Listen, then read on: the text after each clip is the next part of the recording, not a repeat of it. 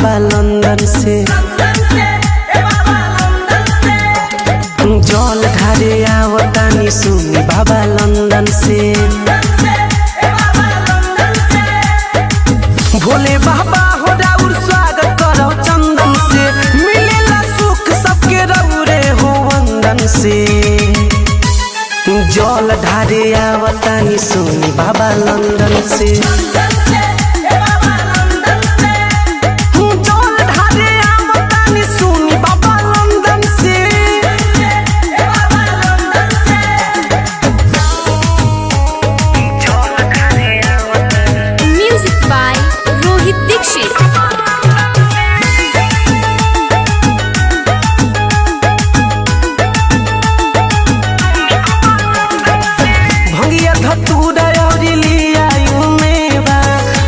सावन बाबा करवरा और सेवा और जी के सुनी हम हे महादेवा लेके आई भांग कलेम कलेवा भंगिया धतूरा और लिया मेवा भर सावन बाबा करवरा और सेवा और जी के सुनी हम हे महादेवा लेके आई भांग कलेम कलेवा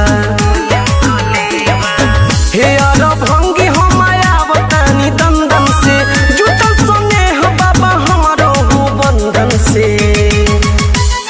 जल ढारे आवतानी सुनी बाबा लंदन से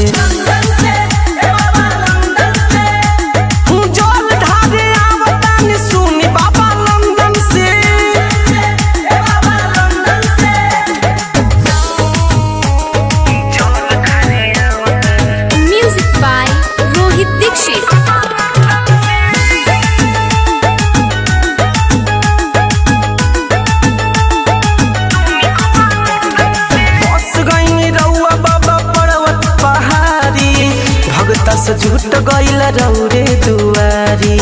महिमा पाद राउर हे त्रिपुरारी और जुग पेशा के सुनीला जारी बस गई रउआ बाबा पर्वत पहाड़ी भगता से झूठ गईला रौरे दुआरी महिमा पाद राउर हे त्रिपुरारी और जुग पेशा के सुनीला जारी हे भोलेनाथ अमित कहे अभिनंदन से नीतीश के झोली भरती ही बाबा बंधन से जल ढारे आवतानी सुनी बाबा लंदन से।